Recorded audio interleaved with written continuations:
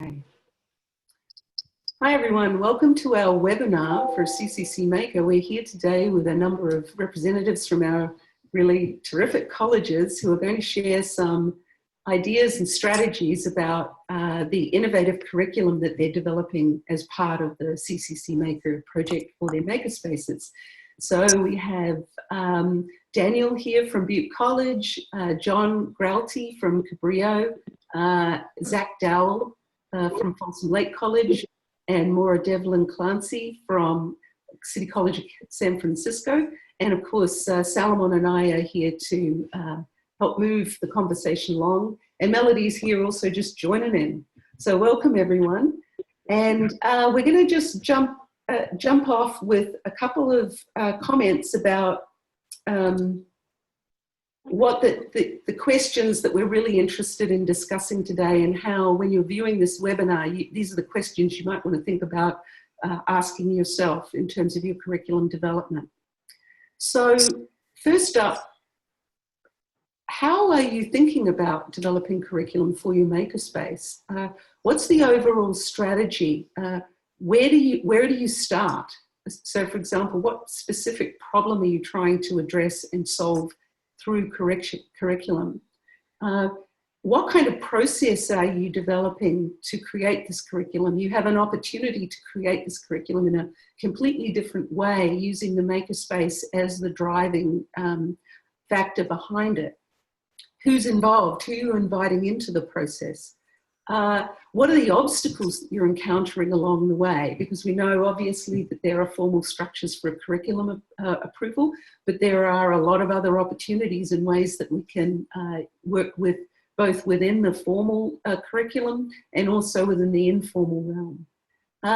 And if the curriculum is currently being taught, which I believe most of it is, we've had time to get it approved and it's rolled out, what's the reaction you're getting from your students and your faculty who are teaching these workshops, modules and courses?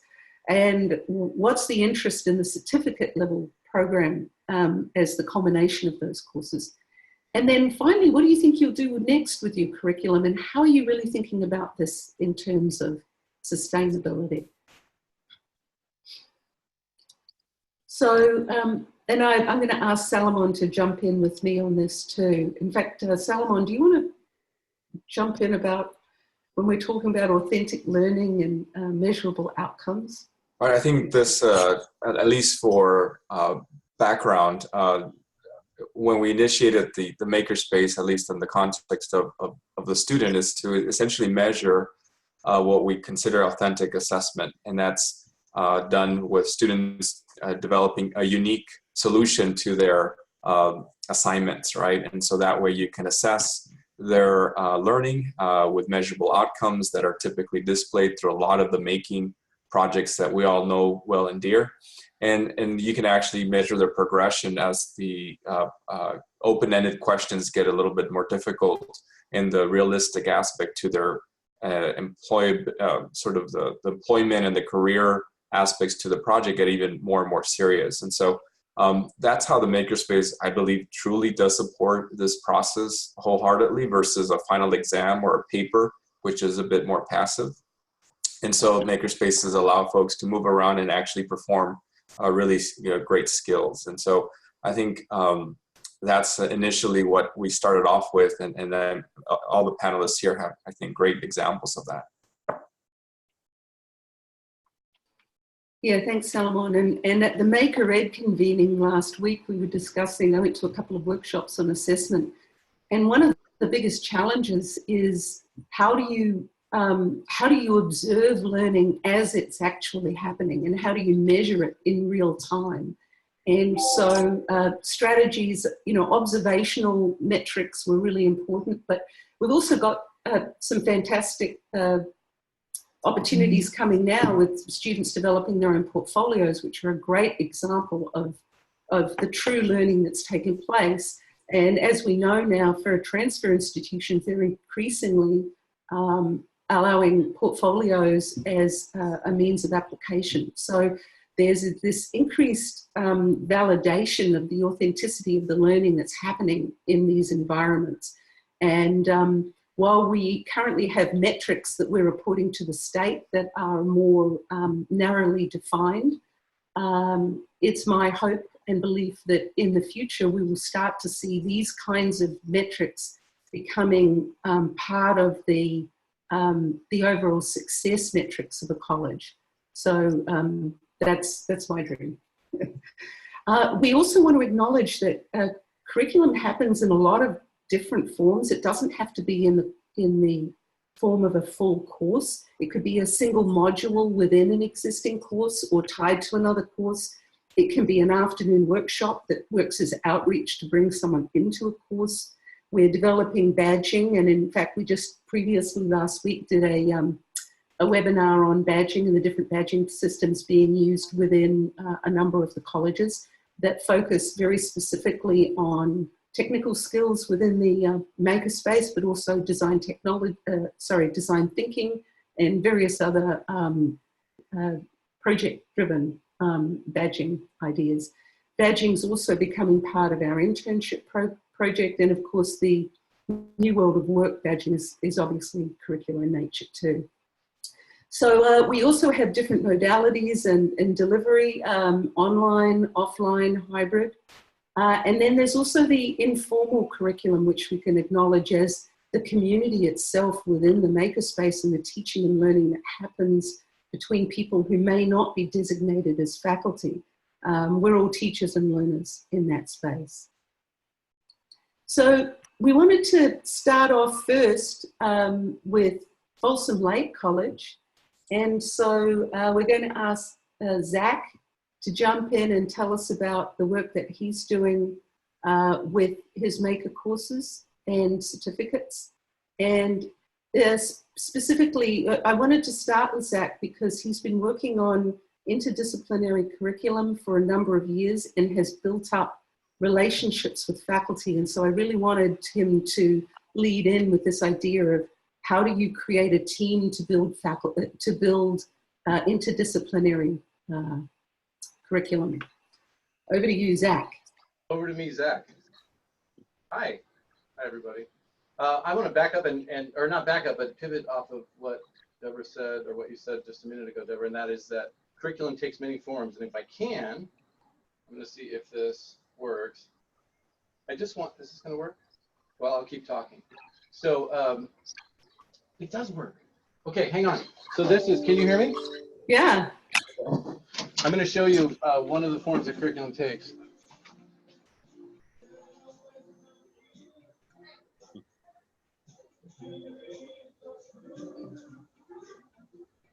Noises off stage. I love it. Did that work? I couldn't see. Did that work? No. Oh, is it pointed at me? Yeah, it's just playing to you, I think. Do you want me to share the screen? Is that the idea? No, never mind. What's happening is we organized a Makerspace cleanup day today. And there are about 24 people out in the space, just like taking apart the tool bins and organizing stuff and cleaning and sweeping. And it's a monumental and monstrous success, and it's really fun. And this was the idea of my staff, who just set it up and put out an open invite. And so folks are in the community, because a lot of the thing that we've been talking about lately is moving folks from users of the space to kind of owners of the space. And so it's sort of the culmination of that right now, which I think is really pretty cool. And there's spaces that are familiar in the space, and there's a couple folks out there I've never seen that are out there sweeping the floor. So, which I think is pretty cool, and I think speaks to kind of the approach that in particular my staff is taking about sort of converting people to deeper and deeper users of the space. But that follows on to the work that we were doing even in advance of CCC MAKR. And so you asked what problem were we trying to solve with our curriculum, and frankly it was a credibility problem that we were trying to solve. We had administrators at the time that didn't get it. They didn't understand what any of this meant.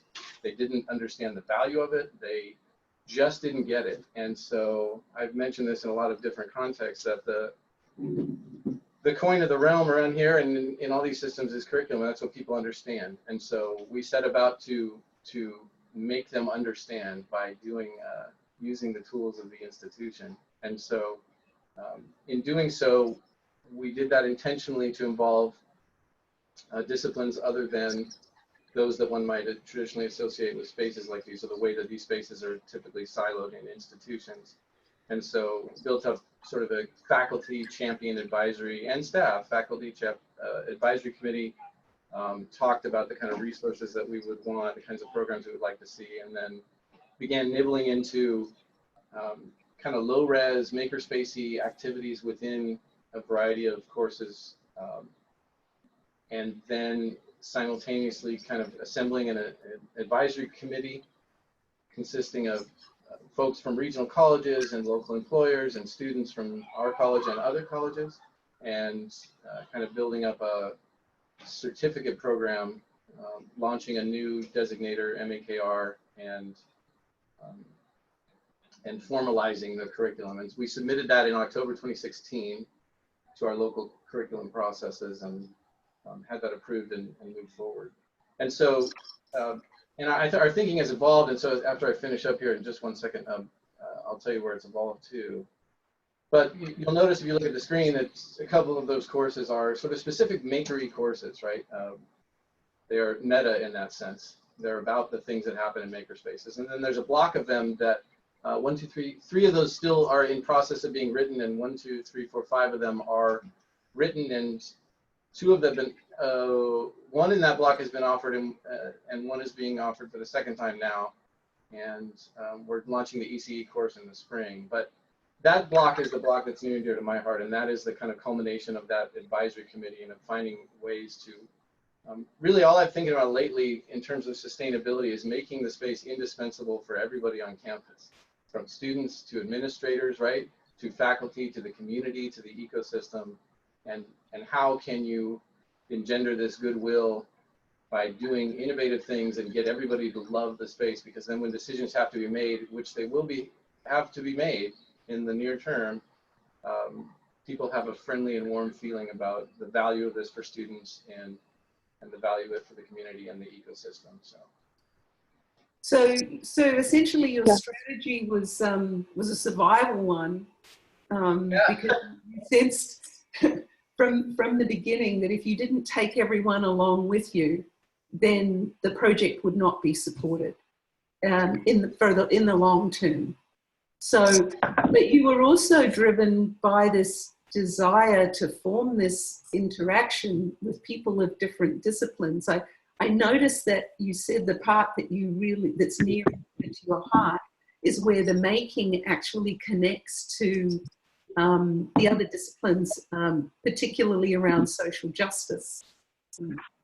I think that's right. And so the course we piloted last fall, SOCH 379, Making Social Change, in its 2nd, and it really was a prototype. We ran that course. I co-taught it with a sociologist. We ran it as a absolute at 11 noon on Monday. Class starts at 1. I mean, we weren't flying by the seat of our pants. We had a structure and thing, but we were adapting on the fly, and we really burned in some of the things that have become important decision-making things.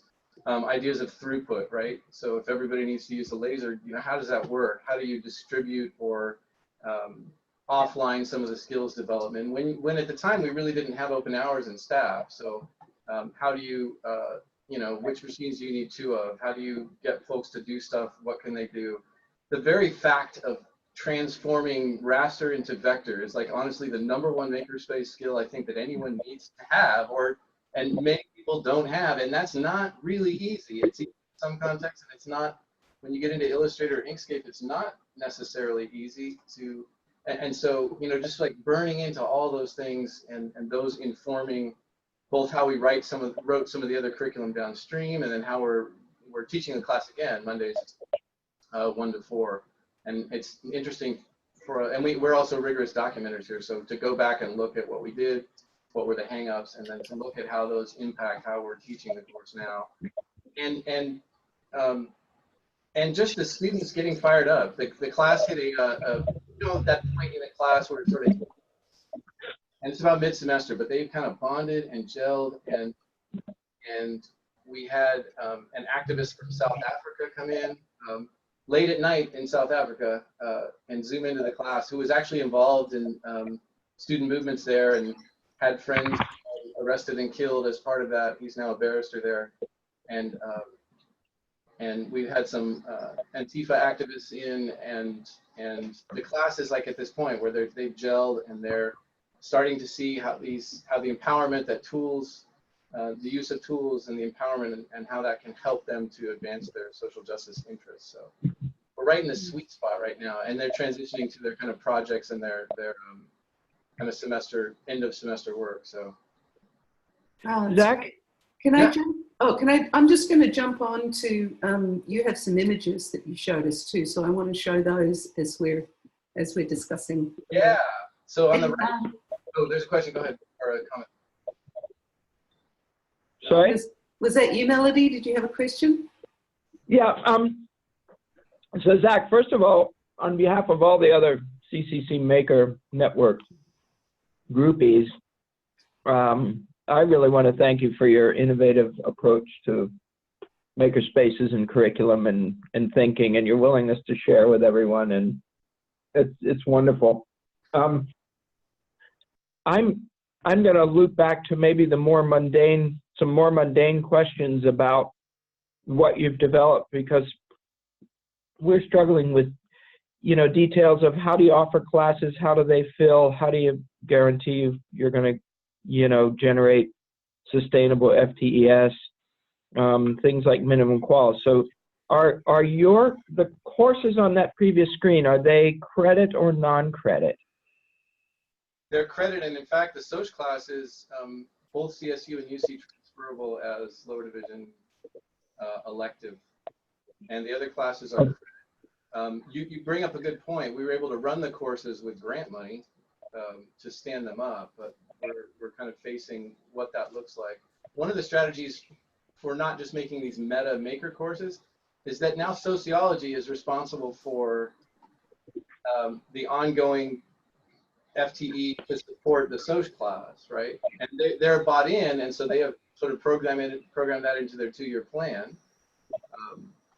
But you're right, it's an interesting problem, and I'm sure you've been around long in systems to know, like, when CTE programs get stood up with grants or these other programs, like what happens when. Yeah. We think these things will go. We've also offered the MAKR 100 and the MAKR 101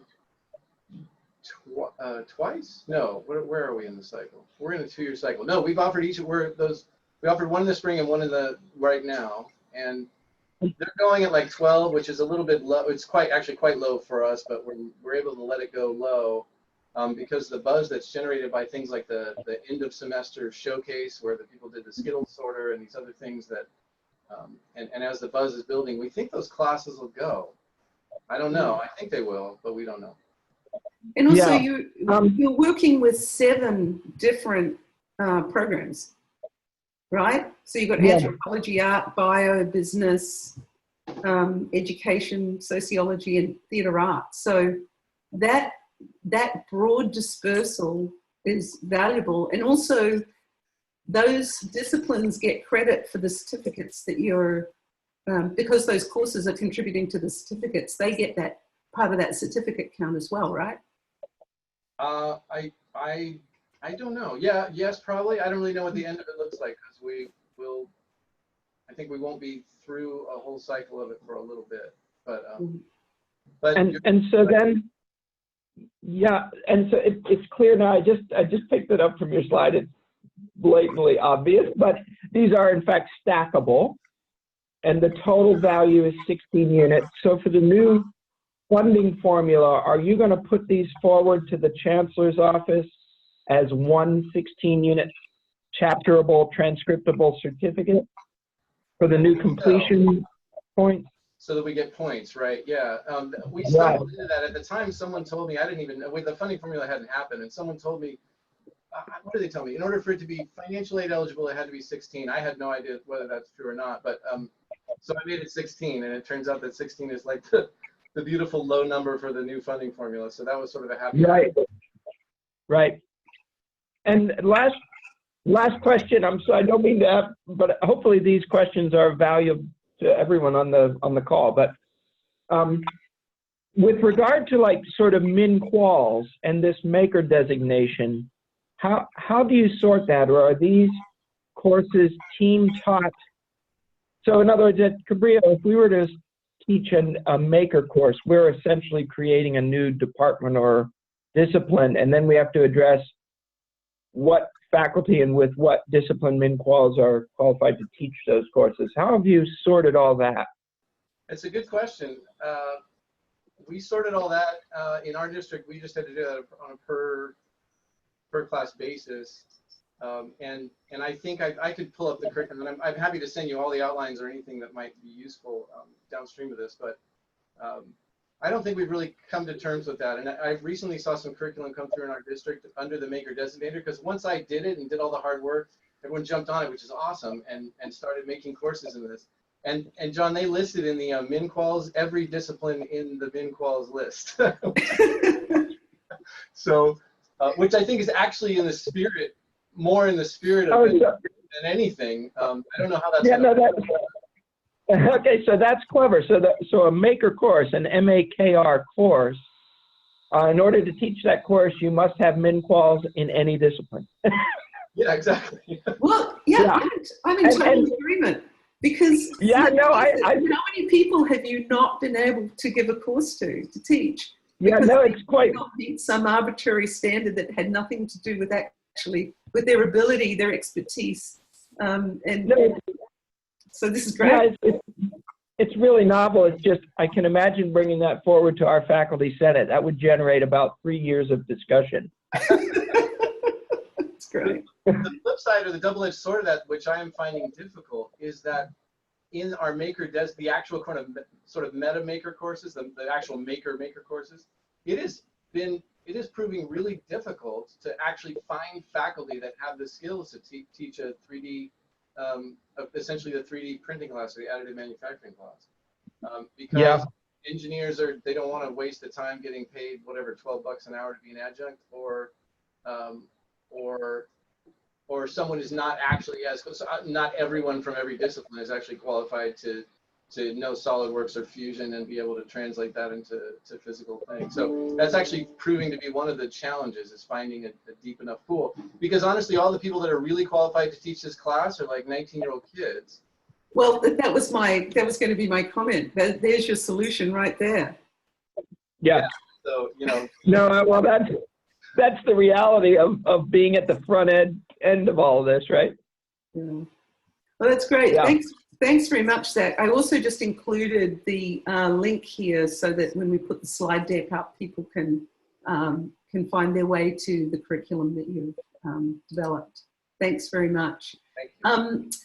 So, John, Cabrillo College, and we have to be a little mindful of time. I think we're nearly halfway through, but I'd like you to talk about how you're thinking about curriculum maybe from a particular point of view, which is that your makerspace is situated in the arts, but you've had a lot of successful outreach with engineering, and you're also working with an advisory that includes outside intermediaries at Goodwill with Courtney. So I'm just wondering if you want to talk about, you know, how you were thinking about it in this broader sense of connecting across from the arts to the sciences as well.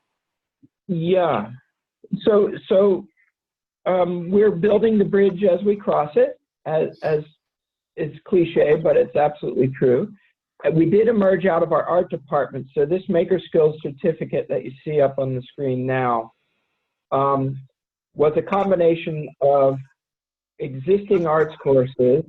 So our Art 5 is a beginning design three-dimensional form class. So it covers things like one of the projects in there that's really maker related, it's one of my favorites, is building a chair out of cardboard that is aesthetically pleasing and will support the creator's weight. So that's kind of what that's about, just a dip into three-dimensional design concepts. Then we go to our first of 4-level digital fabrication courses for studio arts. And that 95A is essentially a survey of standard makerspace Fab Lab equipment.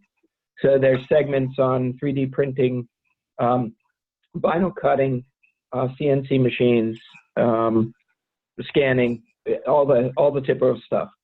And then because our internship program, as with most of the maker colleges, is probably really just sort of now getting on its legs with getting folks placed and initial completers, you know, finishing up, hitting the finish line, and developing now internship hosts who may be willing to serve in a formal advisory committee capacity. We're just hitting that point now.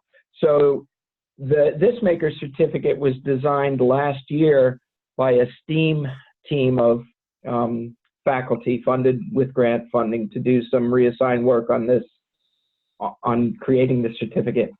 And that's how we ended up with the Engineering 3 course, which is a course, I don't know if on a future slide if I sent the course description, but it's open to students in all disciplines. And it's sort of, what's that TV show about how is this made? Or is that what it's called? It's, I don't know. Yeah, it's how things work, how things are made. Yeah, it's essentially like that.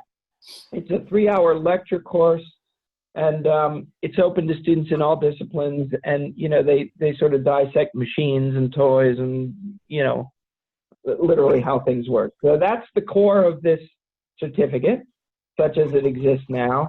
And then we have someone from our CIS computer and software program who runs our student robotics club, and they suggested the CIS 15, the cloud programming, the information communication technology essentials. And then we have a lot of digital media students who are doing design type work with a vinyl cutter and that sort of thing. So DM4 found its way in there as one additional course for a 4-course.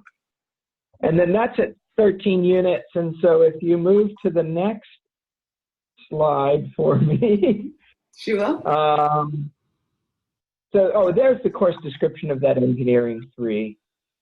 And there's our 4 recently created, just prior to the grant, art-based. They're art descriptive courses, but they're really surveys of digital fabrication.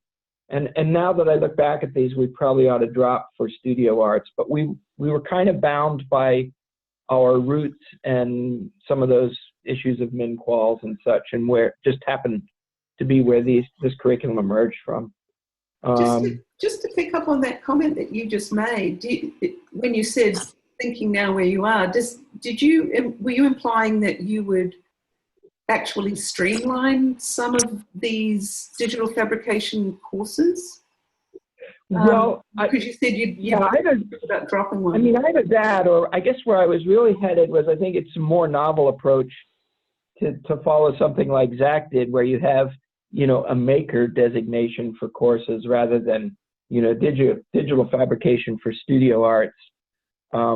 If that somehow feels exclusionary for someone in STEM, it hasn't in actual fact, but we don't know if it has, right? I mean, we don't know if students have been turned off for that. It's just something that kind of comes to mind and probably needs to be factored into our next step discussions about curriculum. I like the notion of leaning more towards like an MAKR type. Well, yeah, there's advantages, I guess, in that it steers clear of the traditional disciplinary preconceptions about discipline, and so it may have advantages. Yeah. I don't know, Selma, what do you think? Yeah, these 4 courses predate the grant's efforts to make us think more globally about a community of practice. I mean, these are literally pre-grant courses where we in the art department weren't necessarily thinking globally about maker spaces and what they're about. You know, this is a bit of a baggage in a way. Well, that's really interesting, because I think everyone goes through the stage where you start out by developing curriculum to kind of bolt on to existing stuff, and you adapt what you've already got, and then you do that for a little while, and then you take a step back and go, hang on, we need to approach this in a completely different way. So Yeah. I don't know. What do you think, Solomon? I like the foundation. It's quite broad, and it could take it into a variety of MAKR type of disciplines. So I thought I looked at the courses and they looked great. Yeah. Yeah, I just wonder if it's sort of maybe just literally playing with titles, because it's certainly not digital fabrication, quote, for studio arts, unquote. It's really digital fabrication. Yeah. So if that seems standoffish to students, yeah, that's so that may be something we want to look at. Yeah. Okay, I'm going to jump to the next one because you wanted to talk about moving forward. Yeah, this is gobs and gobs of text. I'll try and distill this. So obviously we're looking to expand our skills certificate to 16 plus to pick up the new funding formula completion points for certificates that are 16 plus. Plus, I mean, there are other valuable courses we could certainly add in, and those I anticipate will come by virtue of a conversation with our STEAM faculty, and also now informed by our more formal advisory committee folks, which we're just getting up on our feet. Let's see. So that's really the first two bullets. The bullets that we really want to create some of these non-credit career development college prep courses, the enhanced non-credit, because as I think the next slide shows, in the new funding formula, they're actually funded higher per FTS than credit courses. And there's a category, if folks are aware of, the short-term vocational courses. But the only way that they could be sustained here is to be able to offer them in mirrored format, which just means the enhanced non-credit courses offered same room, same time, same instructor with credit courses. And we seem to be hitting a snare with that in our local curriculum committee, and I don't think it's clear at the state level whether that's permissible, whether it's permissible to offer enhanced non-credit short-term vocational courses concurrently with credit courses. If we could do that, then we immediately solve the problem of having viable enrollments. Because we, especially in this community, we have a cohort of artists and thinkers and creatives who have no interest in getting a degree or transfer program, but would be interested in a small set of 16-unit certificate, non-credit, that enhances their skills in digital fabrication, prototyping, and such. And John, so, if I can add to that, that's a great suggestion. And there is, I believe, a legal prevention of actually having both non-credit and credit students in the same class, only because the state really clamped down on repeatability not too long ago. And that was one of the loopholes to be able to do that. So even if they're separate courses, the non-credit and the credit, there is a way to kind of swap them out a little bit if you actually plan it correctly with students jumping from one to the other. If you have like a credit by exam so that the non-credit students can get the credit eventually, or if students opt to use the non-credit first or have it as a prerequisite for a credit class as well, that is allowable to have a non-credit prerequisite for a credit class. So there's other ways of doing, I think, what you're attempting to do without breaking that one legal simultaneous option that scheduling wise may be seen as a duplication of courses. Yeah, I might want to talk more offline with you about that, yeah. Solomon.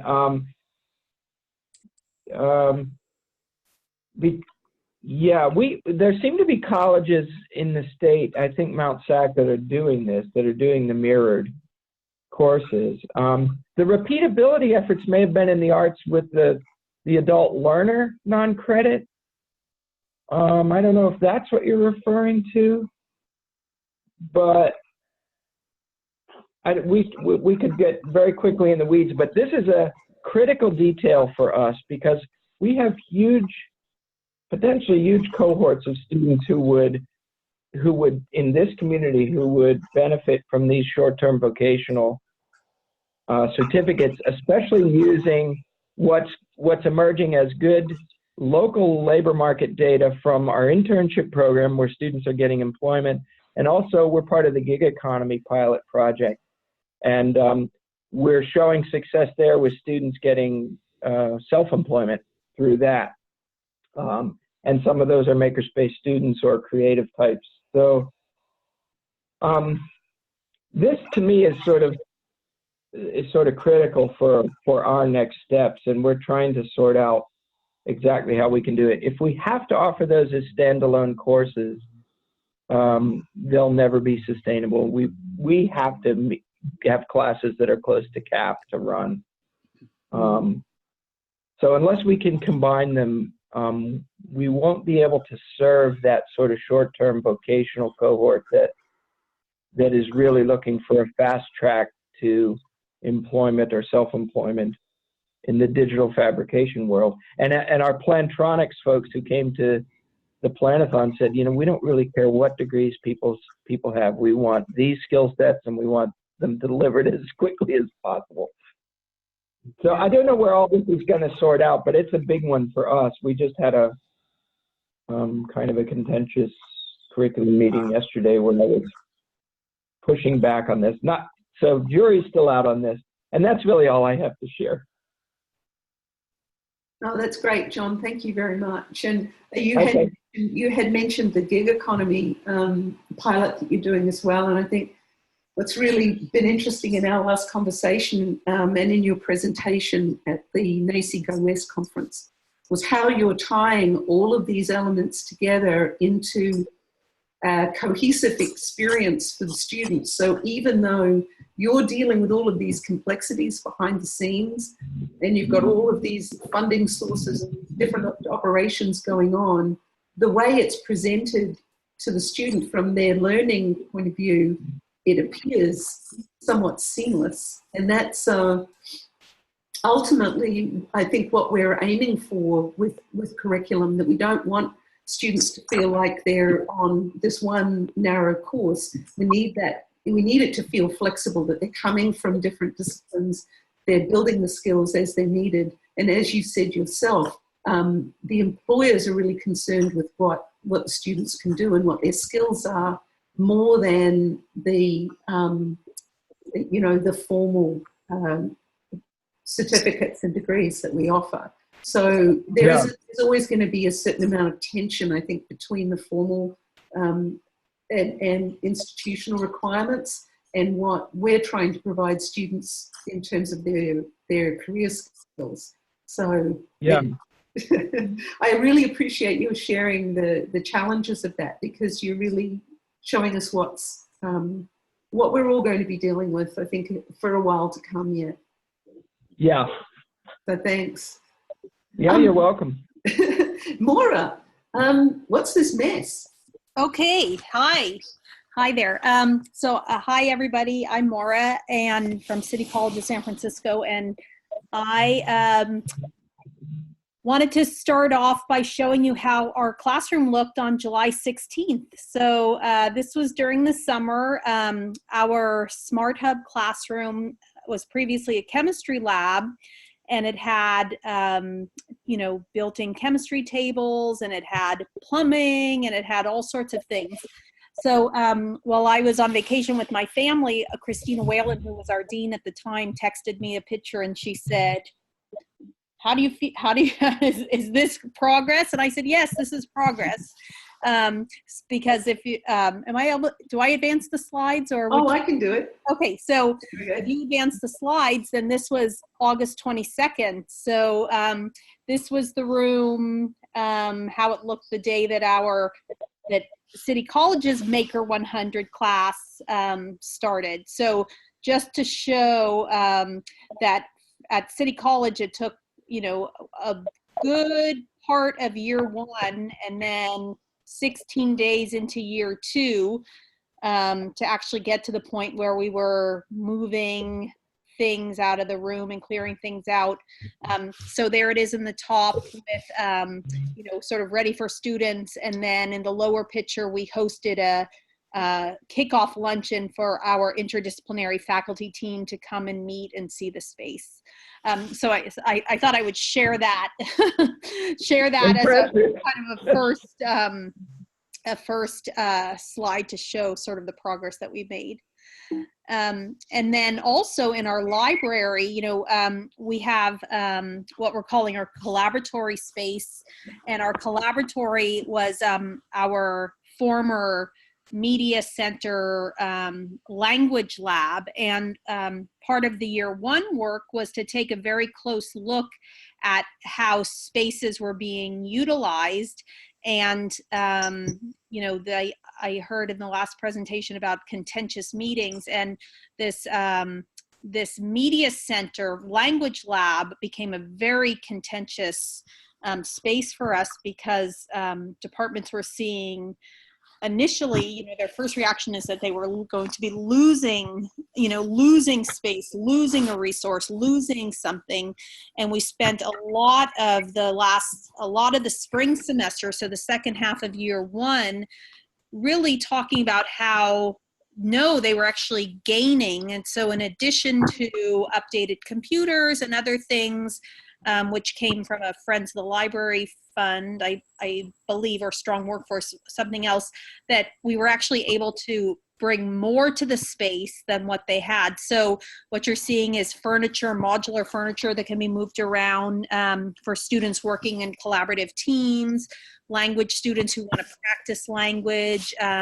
This space now is used, we host talk to a native speaker nights in this space, so language learners and native speakers of English and other languages can get together in these spaces. So, so this is just a little peek at some of the new new furniture that's coming into the collaboratory. And if you go to the next space, you can see that the student MAKR club there has a sign-up sheet for events. They're doing things for Unity Day. They're you know, they're using this space for their meetings, to sort of you know, as students both from the MAKR club and from other disciplines come through the space, they can share information there. So that's there, and you know, every time I come in, it's updated,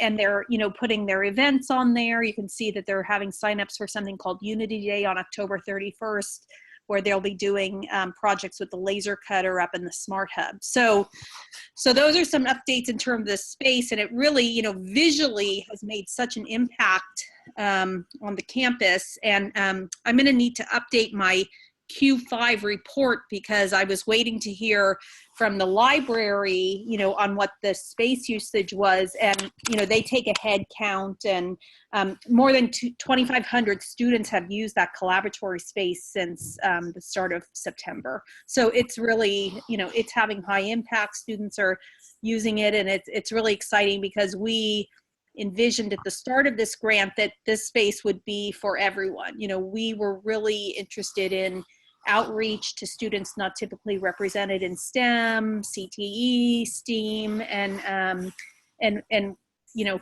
finally we feel like we've gotten the boulder to the top of the hill with some of the changes that we need to make to the space.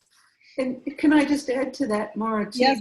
Your situation at CCSF is that you have multiple campuses. Yeah. And so your overall strategy was, how do you connect people across campuses, and how do you provide a variety of different complementary working spaces on the different campuses? So perhaps you might want to jump in and talk about the telepresence aspect, which makes your project quite unique, and obviously has curricular implications. Yeah. So Deborah, can you go, there's a slide, you might have to go, not that one, we'll come back to female enrollment. Keep going.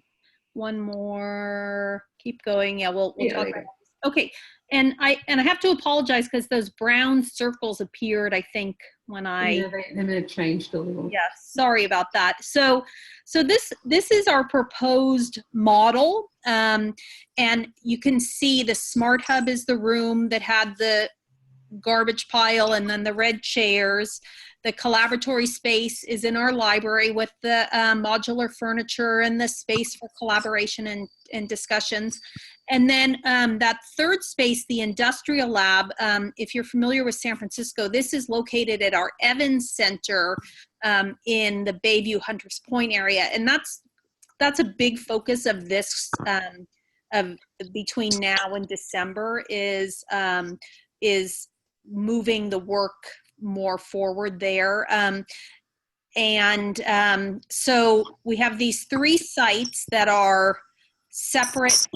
You know, they're unified through our community of practice and our administration, but by space and distance and perception of students, they're very separate.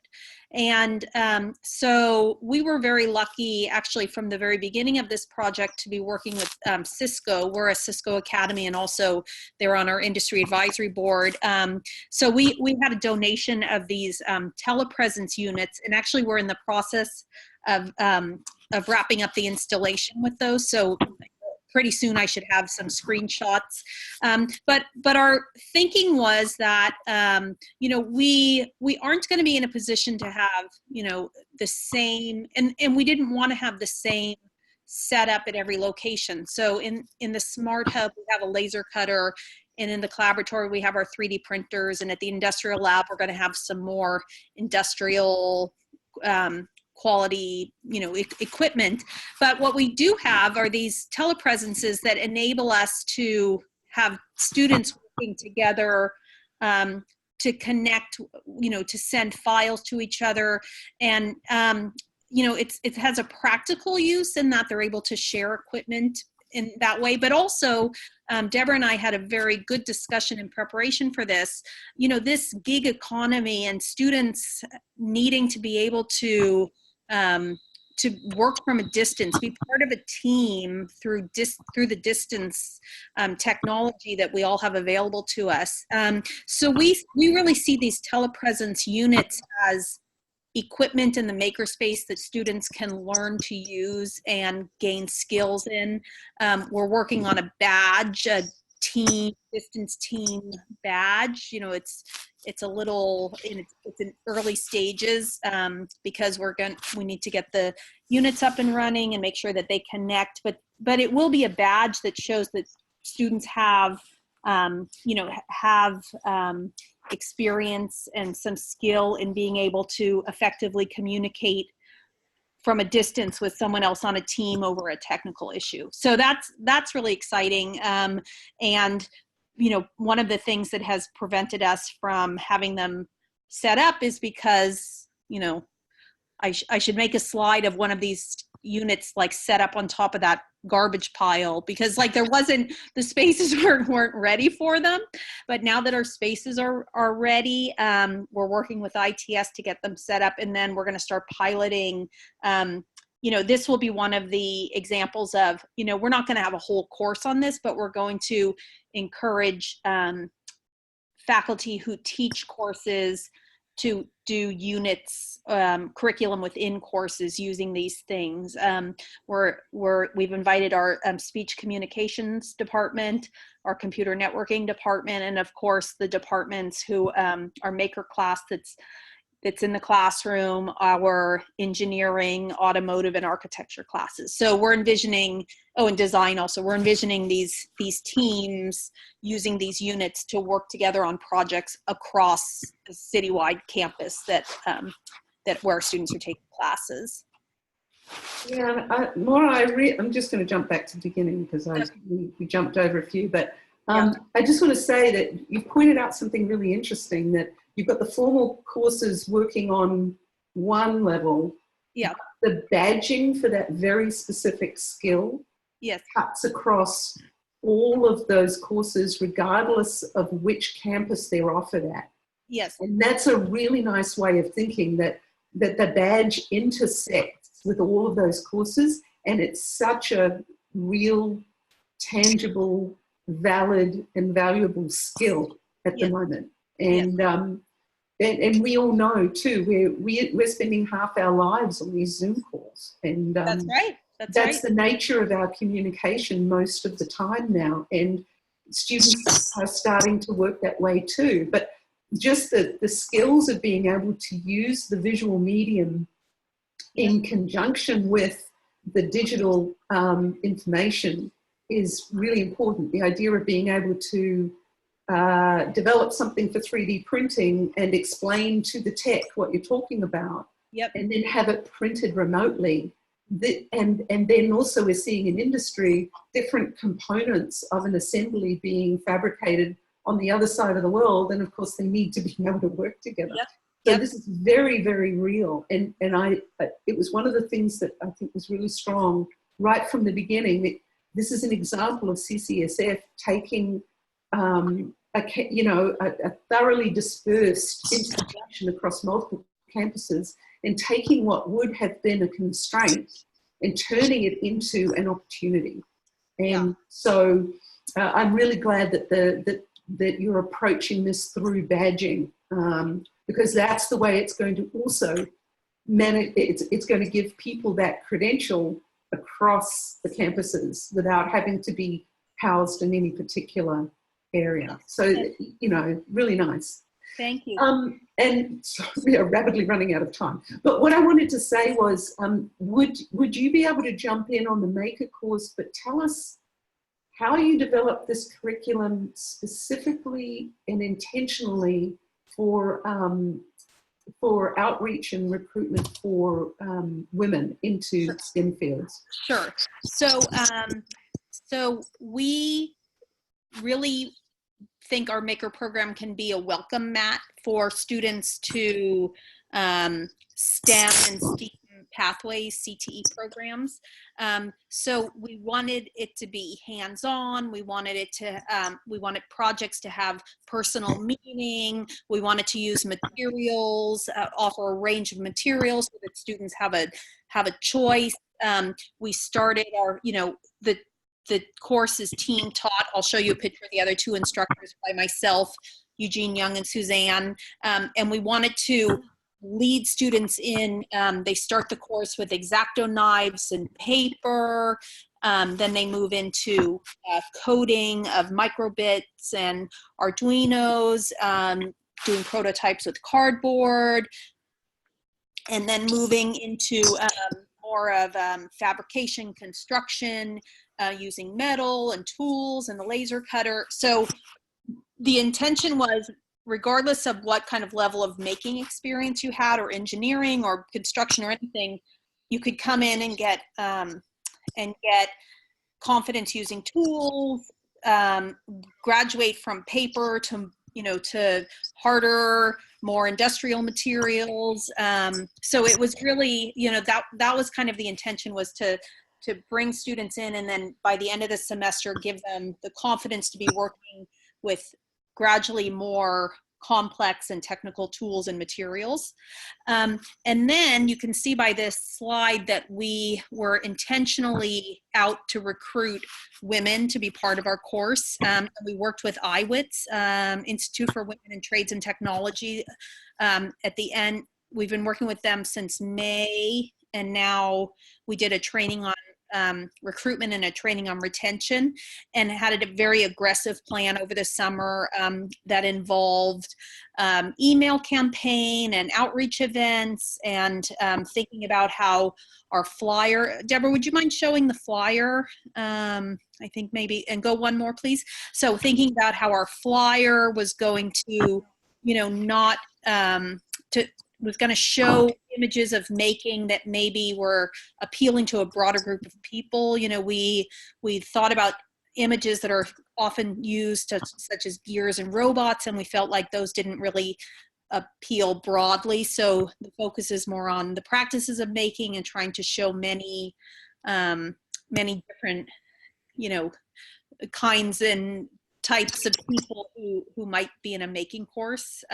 So it was both intentional curriculum, and also intentional outreach and messaging were the main, kind of our main approaches.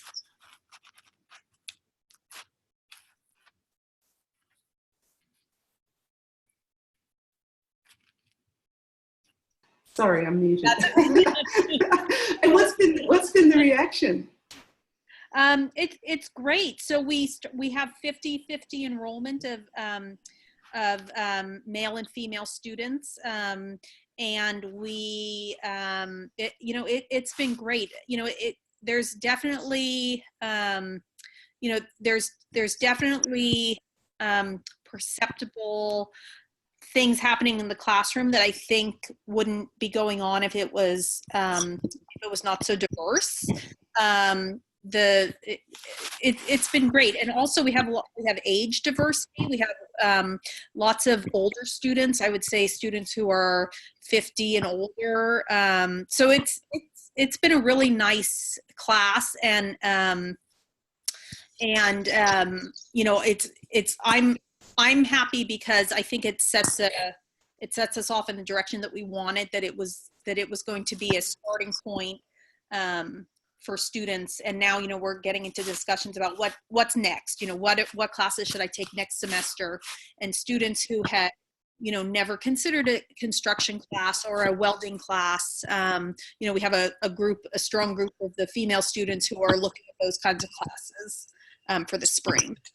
Mara, just wanted to add that I think something like this, I'm assuming works really well with your multiple centers that you may have across CCSF as a community connector to your college. Yes, yeah, it does. So it's like we're thinking of it as an outreach tool and an intervention, and also our MAKR 100 is a GE class, and it's part of a certificate. So we really wanted it to serve many purposes. We didn't want just we didn't want to get stuck and have a class that would only serve one purpose and would be so reliant on having a particular kind of space. So the MAKR 100 class could be taught in the Smart Hub or the library or eventually at the space on Evans. So that's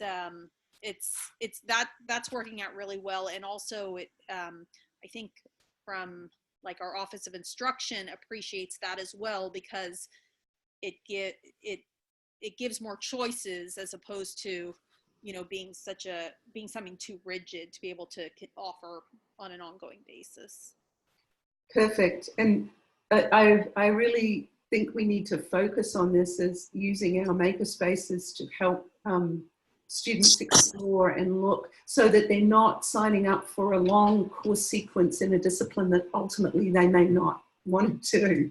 It's broad enough, and also it creates that community which helps with retention as well. Yep. So it's a really, it's focusing very deliberately on empowering the students. So I think it's really great. Thanks for sharing that. Maura, I'm going to jump to Dan because we're nearly out of time, but this is actually a really good segue, because I wanted to, here we go. So here are some of the students. Yeah, so those are students in the upper left, and in the upper right are my co-teachers, Eugene Young in the long sleeve striped shirt and Suzanne in the apron. Eugene from visual media design, and Suzanne she teaches metal arts, sculpture, metal casting. And then that's our students on the first day. Fabulous. Yeah. It looks like you might have some faculty members in there. Yeah, there was a couple of faculty members in there also. And another day I'll go into all this other stuff. Yeah, we could. I'll just say this now. I'm already thinking we need to do another webinar on this. I'm behind on my blog posts, so I'll get caught up and people can read about it. Daniel, well, thank you for your patience in waiting. I really just want to pick up on what Maura was talking about, this idea of a MAKR course that helps prepare students to find their direction. And I'm really interested in the Education 310 course that you teamed up with there, which seems to me to have a very great value in a related way. You want to jump in on that? Yeah, so the this is really a great webinar, by the way. I've gotten so much information already from the other speakers that I can't wait to start going back and writing some notes of what I'm going to do based on what they're doing. One of the best things that happened with our makerspace is one day I was with our dean and I said, how can I find a way to make money off of every student that comes into our makerspace? So we can start figuring out how to be sustainable. And she said, well, I don't know. And then she said, but what if we did something along the lines of the Education 310 class, which I actually had no idea what the Education 310 class was at the time. And so I looked it up and found out that it was a 300 level course that we have at the college, where it's a tutoring course. And any student in the college can sign up for it for free. It's a 0-unit course. And when they sign up for it, they can go into our Learning Resource Center and get tutoring in any discipline, pretty much any discipline that we have on campus. And every hour that a student spends in there, the school gets FTE for it. And so the next day, when I actually saw this, I actually went and I rewrote one for ourselves, which is the MSP 300 course. And so this one is, what the title of this one is just EDUC 310 tutoring. And of course, we couldn't use tutoring in ours. So ours became, let's see, what did we name it? It's the, it's MSP 300 Makerspace Supervised Training and Skill Building. So by adding that into it, we were able to keep it along the lines of the 300 level. And it's working really well. It's amazing that, one of the things that really amazed me is how quickly they got this through curriculum for us. They made it a one meeting,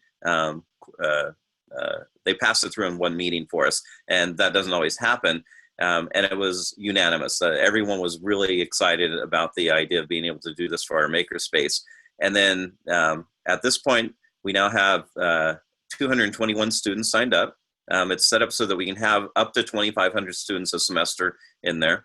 Mm-hmm. The Education 310 has it for 5,000 that can go in there, of course, because it's every discipline on campus that can use it. But I would be amazed if we can get up to 2,500. That'd be great if we could fill something like that.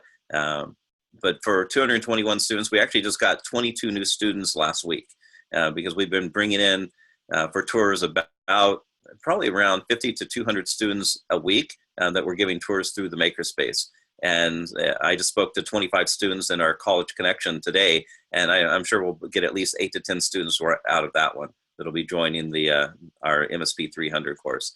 So I wanted to run, I tried to get someone to run a report on how many hours our students have actually spent in the 300 level course right now, and they weren't able to get back to me in time. But I know that we have anywhere from 10 to 30 students a day. We're open Monday through Thursday now from 10 a.m. to 4:30. And we closed for lunch because we realized we weren't eating during the day. So we had to close from 12 to 1. Because we knew if we didn't actually close it up and kick everyone out, we would never eat. So I'm assuming based on the students that we're having, students are spending an average of 2 to 3 hours at a time in there. And so we're probably getting 30 to 50 hours a day for students spending time in there. And it'll be really interesting to see how many hours that adds up to FTE. What do we need? We need 525 hours per full FTE on there. So I'm sure that we've met some of that already by now. Oh, that's fabulous. And I want to congratulate you for thinking along these lines, because you essentially reinterpreted an existing course and transformed it using your makerspace, using the create space, and that's a brilliant strategy. It also gave you as part of the deal, you got a management software package that helps you to track users in the space, Exactly. which is great, because that's one of the struggles of how do you actually track students, right? And users. We're looking at getting a scanner now so that we can have cards, and because right now we have a student that it sits at the desk as every student enters, and they actually type in their ID number. So the next step is to get a card so they can just scan it in as they walk in, scan it scan it as they leave. And I think that'll make it even a little bit easier. But it is really nice to have a student there, because what they're able to do is when they type in their ID number for the student, we have a list that we can say, are you going to use the scanner or the laser cutters? You're going to use 3D. You can use the direct-to-garment T-shirt printer, and we actually select that so we know that we can run a report. How many students use the T-shirt printer? How many use the laser cutter? One of the great things that came from the badging webinar that I was sitting in is that I had no idea we could use Badger through our Canvas. And so now that we can do that, I'll be able to actually start badging our students through Canvas, because we can just track all of them right through there. So that's going to be awesome.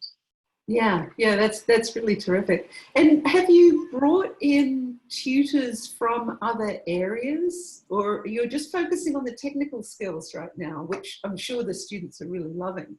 Right. But, are you able to offer other academic supports through the space, or is that something you're thinking about? We're definitely, that's the next step, is to be able to do it. That's why looking at what Zach has been doing is pretty amazing. That's exactly what we want to be able to do.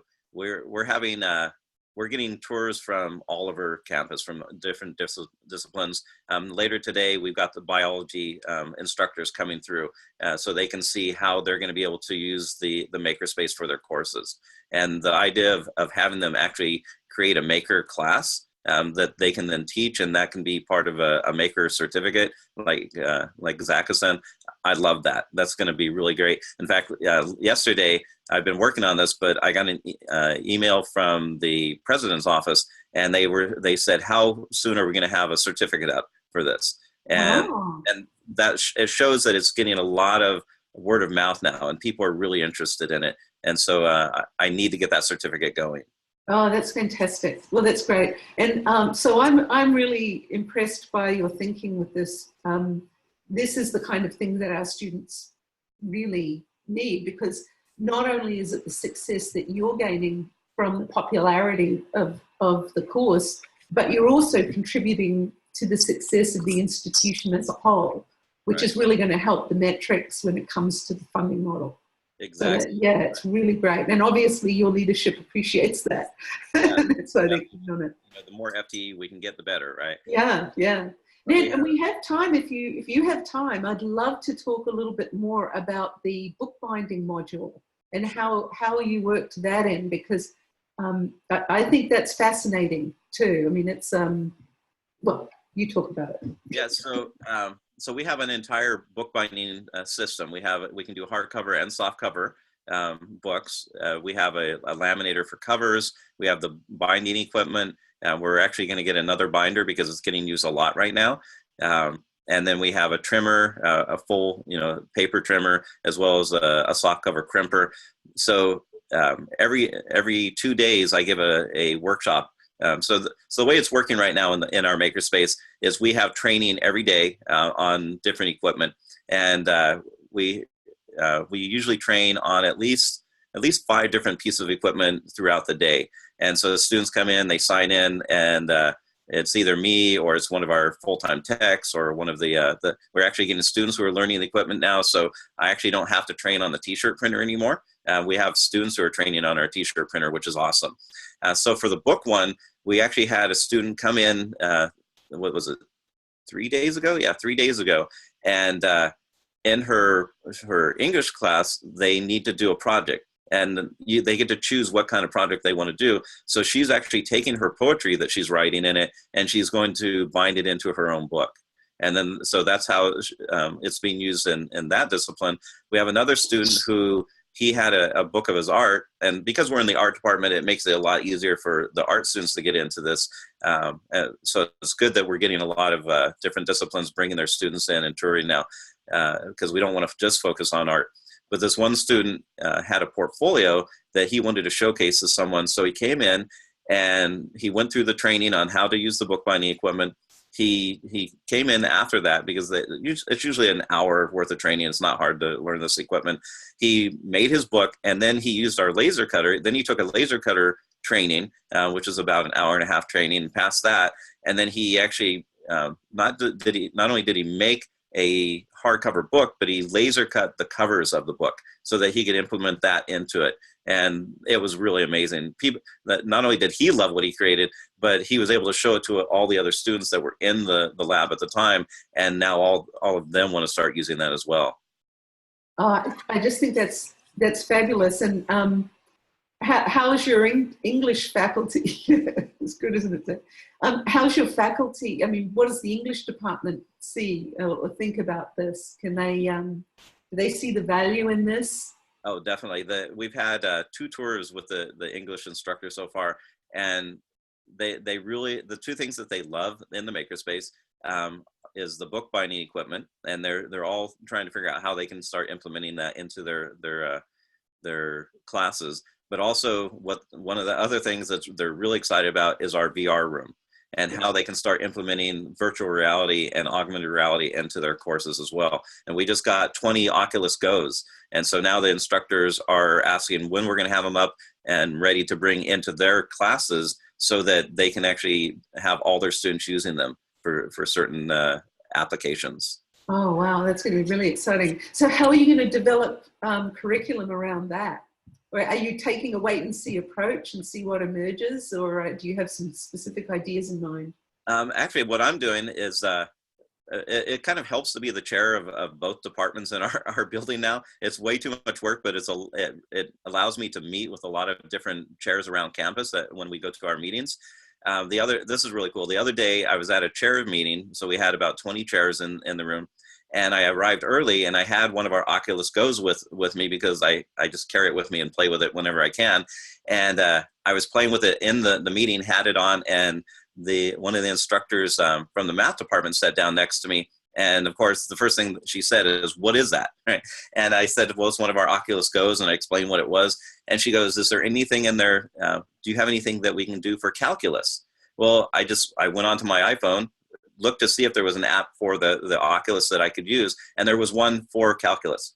And so I actually downloaded it while we were waiting, and then put it on the Oculus, and it was incredible. And I know nothing about math, but what I was able to do is show it to her, and you can actually put in the equations, and it creates a 3-dimensional object of that equation. And she cannot wait now to actually be able to use this in her class, because what she has been doing is trying to draw them on the board and show what a 3-dimensional object looks like once you run it. She's tried to make them herself, and she said it just never works out. But when she was able to actually see this virtual reality object that the equations created, such as a Mobius strip, and spin it in real time, it just blew her away. So that's how I want to be able to implement these, is come up with different applications and go to them and go, look, you should be using this in your classrooms. Oh, that's great. And so, Zach, do you want to jump in? Because you just made a comment there in a chat, but I'd love to hear you. Oh, just I think Daniel's right on. The Go is so easy because it's not bound by wires and stuff. And so you just do exactly what he said. There's an app that allows you to upload a slide deck, and it has a teleprompter, and allows students to stand like on a TED stage and present to a audience of fake people that are scratching and coughing. And so we're working with the Comm Studies faculty, because it's just like a rad example of, we can do some pre and post stuff. We can do some loop in with psych and do some assessment of their own speech anxiety and whatever. And so there's just a number of apps, and that platform in particular is just so easy because it's not bounded by wires and other weird stuff. Oh, that's terrific. Yeah, thanks very much, Zach. So the appeal of it, everything from math to speech class, right? Right. I just want to mention too, I'll send you the link, but Joan Horvath has a book. She does a lot of books on 3D printing, and she has done a calculus textbook based on 3D printing and digital fabrication. So it actually has code in there for 3D printing these objects that you can see in VR. So if we put those 3 together, that could be really valuable. Yeah, so I'll send you the link for that.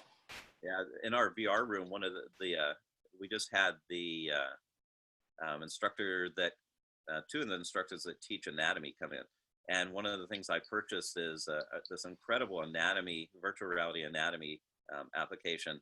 And of course, they're not using this in any of their classes right now because they just haven't thought about it. And when I brought them in, I put them in our VR room, and they put this on, they didn't want to leave. Right? And all they could think is, how do we get to implement this into our curriculum now? And that's what I like, is showing our makerspace is going to be able to show them how they can actually advance the technology in their own classrooms. Yeah, yeah. So educational technology, but also just obviously the level of excitement and interest that it generates. It's phenomenal. I think we should do a webinar in the near future just on VR. Oh yeah, that'd be great. That would be cool. So. Oh, they're doing. Oh, sorry. No, go ahead, Zach. Sorry. We're having a big Halloween party. My staff and the community are organizing it, and they took a like a 4x4, and they have a VR app where you're walking on like a high line over a thing, and they have fans as part of the thing. So you have to walk on this little rail to try and freak people out, and so they put them in an environment like they're walking on a high line between two buildings or whatever. It's pretty sweet. Wow, that's great. That's an amazing one. Yeah. I actually had to close my eyes at one point while doing that one because it was so realistic. Oh, wow. Well, that's great. Wow. Well, we could talk all day. I want to thank you guys very, very much for participating in this and bringing all of your experience and expertise to it. And I think this is just a phenomenal example of how our network can share out what we're learning with each other and really empower everyone. You're all doing amazing, remarkable things that are so diverse, and you've got different constraints working with in different populations and different situations. But what I'm really seeing coming through is that you're thinking about curriculum in a really broad and fundamental way.